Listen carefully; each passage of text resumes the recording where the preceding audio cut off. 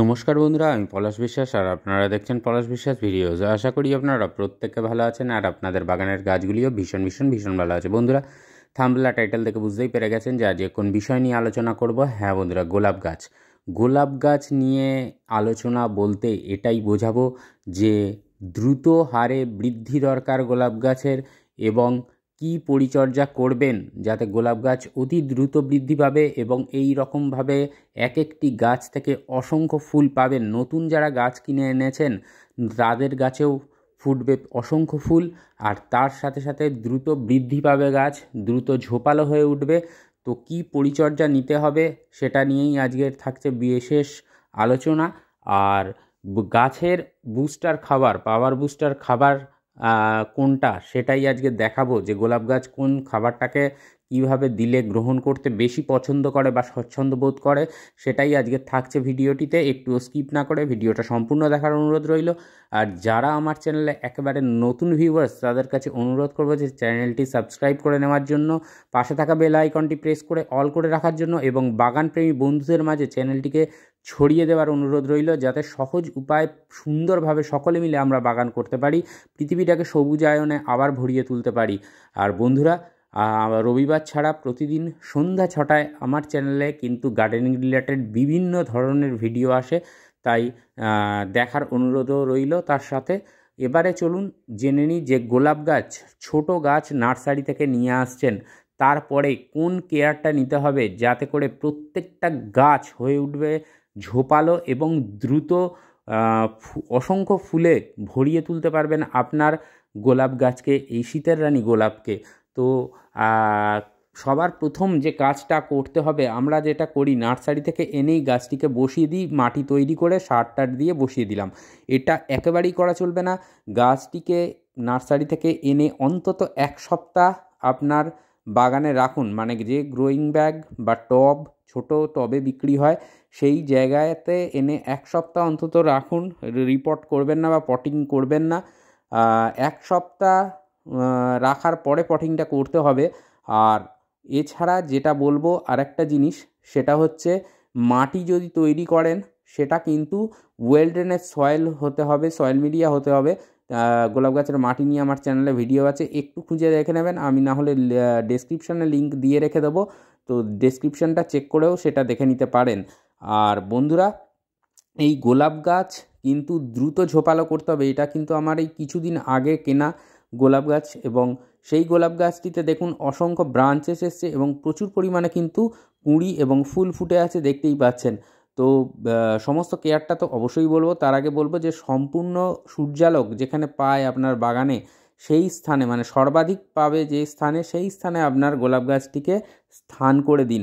আর যে মিডিয়াটা বানাবেন তার মধ্যে যদি সার দেন বা খাবার যদি দেন, তাহলে সেই খাবার দেওয়া মাটি অন্ততপক্ষে 15 দিনের পুরনো হতে হবে। তারপরে কিন্তু গোলাপ গাছ প্রতিস্থাপন করবেন। এরপরে যে কাজটা করতে হবে, সব সময় এটা মাথায় রাখবেন যে এই যে ফুল হয়ে যাওয়ার পরে কিন্তু মানে কিছু দিয়ে, ধারালো কিছু দিয়ে, এই কাঁচি হোক বা কাটার হোক দিয়ে ফুলগুলোকে কেটে দিতে হবে, যে ফুলগুলো শুকনো হয়ে যাচ্ছে।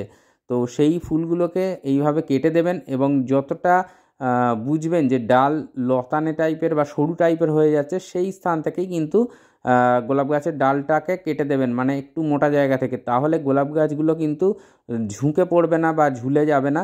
তো সেই জন্য এই কাজটা অবশ্যই করতে হবে, তাহলে গাছটাও ঝোপালো হবে। আর যত এই রকমভাবে ডাল ছেঁটে দিতে থাকবেন, তত কিন্তু মানে অসংখ্য ব্রাঞ্চ কিন্তু আসবে। আর ব্যাসেল স্যুটের ভিডিওটাও রয়েছে, চাইলে দেখে নিতে পারেন। আমি ডেসক্রিপশানেও লিঙ্ক দিয়ে দেবো যে ব্যাসেল স্যুট আনবেন কীভাবে গোলাপ গাছে, যাতে করে অসংখ্য কুঁড়ি এবং ফুল নিয়ে আসবে। তো এরপরে যে কাজটা, আগাছা দমন। একটাও আগাছা কিন্তু হতে দিলে চলবে না টবের মাটিতে, সম্পূর্ণভাবে আগাছা মুক্ত রাখতে হবে। আর 10 দিনের ব্যবধানে স্যাফ ফাঙ্গিসাইড পাতায় স্প্রে করবেন বা বেবিস্টিন পাতায় স্প্রে করবেন। এছাড়া আপনাদের কাছে যদি কোনো ফাঙ্গিসাইড থাকে সেটাও আপনারা করতে পারেন, তবে দেখে নিতে হবে যে তার মধ্যে সিস্টেমিক এবং কন্ট্যাক্ট উভয় গুণসম্পন্ন সেই ফাঙ্গিসাইড কিনা। তো তাহলেই কিন্তু সেই ফাঙ্গিসাইডটা খুব ভালো কাজ করে গোলাপ গাছে। আর এই ফাঙ্গিসাইডের ব্যাপার তো বললাম। এরপরে টবের মাটির কথাটা যেটা বললাম, দেখুন একেবারে ঝুরঝুরে হালকা মাটি, এবং এই মাটিতে কিন্তু জলের ভাগটা দেখছেন তো একেবারে খটখটে শুকনোও নয়, আবার শক্তও নয়, তা মানে ভিজেও নয়, হালকা ময়েশ্চার থাকবে। এবারে যে খাবারটা, কী খাবার দেবো, এটা হচ্ছে ম্যাগনেসিয়াম সালফেট নিয়েছি 1 চামচ পরিমাণে, আর 12 থেকে 14 দানা ডিএপি নিয়েছি 10 ইঞ্চি টবের জন্য, 1 চামচ নিয়েছি লাল পটাশ, এবং এখানে 3 চামচ পরিমাণে রয়েছে ভার্মি কম্পোস্ট, এবং 1 চামচ পরিমাণে রয়েছে নিম খোল। এই কটা উপাদান খুব ভালো করে একে অপরের সাথে মিক্সড করে নিতে হবে। আর চামচ হিসাবে এখানে কিন্তু যেটা বলছি সেটা হচ্ছে টেবিল চামচ। এই টেবিল চামচ অনুপাতে এই জিনিসটা আপনাদেরকে নেওয়ার জন্য বললাম, যে এই খাবারটা কিন্তু নিতে হবে এবং খুব ভালো করে প্রত্যেকটা উপাদানের সাথে সুন্দরভাবে মিশিয়ে দিতে হবে, যাতে একে অপরের সাথে ভীষণ ভীষণ ভালোভাবে মিশে যায়। আর বন্ধুরা, এই দেখবেন যে ভার্মি কম্পোস্ট আর যে নিম খোল, এই দুটো কিন্তু খুব ভালো কাজ দেবে। তার কারণটা হচ্ছে এরা স্লো রিলিজ ফার্টিলাইজার এবং খুব ধীরে ধীরে কিন্তু কাজ করবে। আর নিম খোলটা দেওয়ার ফলে, এটা আপনাদের দিতেই হবে নিম খোলটা দিলে গাছের মাটিটাও যেমন একদিক থেকে গাছকে নিউট্রিশন যোগাবে, অপর দিক থেকে কিন্তু গাছের মধ্যে একটা তিতো ভাব নিয়ে চলে আসবে, তার ফলে কিন্তু পোকামাকড়ের আক্রমণটা কম হবে। আর এইভাবে টবের কিনারা বরাবর খাবারটা কিন্তু দিয়ে দিতে হবে বন্ধুরা। আর যেটা বলবো যে এই খাবার কিন্তু মাসে আপনাকে 2 বার দিতে হবে 15 দিনের ব্যবধানে।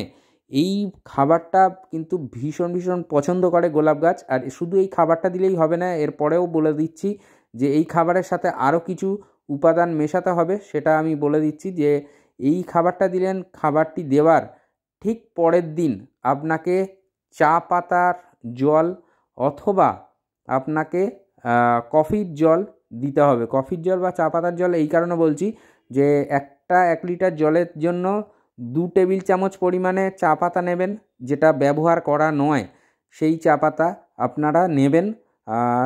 2 টেবিল চামচ পরিমাণে ভিজিয়ে রাখবেন 5 থেকে 6 ঘন্টা, তারপর সেই জলটা আপনারা দিয়ে দেবেন, চা পাতা সহও দিয়ে দিতে পারেন টবের মাটিতে। আর দ্বিতীয়ত যেটা থাকছে কফি, 1 লিটার জলে 2 টাকা দামের যে কফির পাউচগুলো হয়, সেই পাউচ কিনে নিয়ে আপনারা গুলে গাছে টবের মাটিতে কিন্তু দিয়ে দিতে পারেন।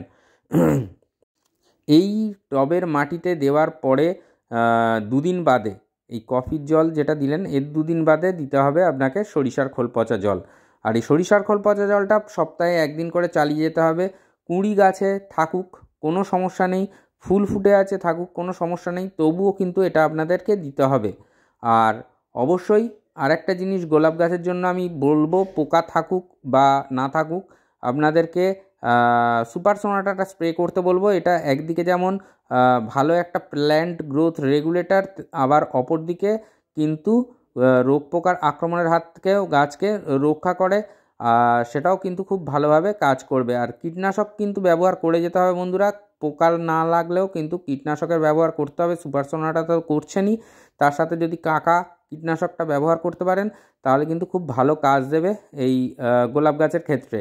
আর ভীষণ ভীষণ ভাবে ফুল কিন্তু ফুটবে এই খাবারটা যেটা দেখালাম মাটিতে দেওয়ার ফলে।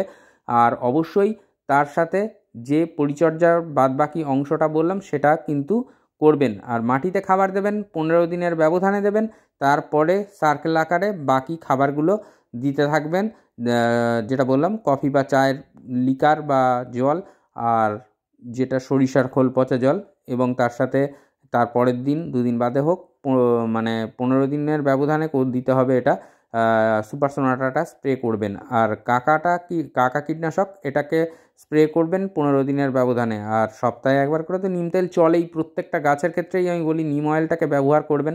গাছের পরিচর্যা করতে হবে বন্ধুরা, সুন্দরভাবে পরিচর্যা করবেন, দেখবেন মনে হচ্ছে যেন শুনে অনেক খাটুনি, কিন্তু না, ভালো লাগবে যখন দেখবেন যে আপনার গাছটা সুন্দর হয়েছে, ঝোপালো হয়েছে, প্রচুর ফুল আছে, ভারে ডাল নুইয়ে পড়ছে ফুলের ভারে, তখন দেখবেন যে মনে হবে যে হ্যাঁ, খাটুনি বা সার্থক হয়েছে যে পরিশ্রমটা। তো এইভাবে করতে থাকুন, আশা করি ভীষণ ভীষণ ভালো রেজাল্ট পাবেন গোলাপ গাছের থেকে। তো আজকের মতো এ পর্যন্তই বন্ধুরা, আবার আসছি আগামী দিন নতুন কোনো ভিডিও নিয়ে। ততক্ষণ সকলে সুস্থ থাকুন, ভালো থাকুন, দেখতে থাকুন পলাশ বিশ্বাস ভিডিওস। আর অবশ্যই কোনো ধরনের কোনো সমস্যা হলে অবশ্যই কমেন্ট করবেন, আমি সবার প্রশ্নের সকলের প্রশ্নের উত্তর দিয়ে থাকি। আজকের মতো এ পর্যন্তই বন্ধুরা, নমস্কার।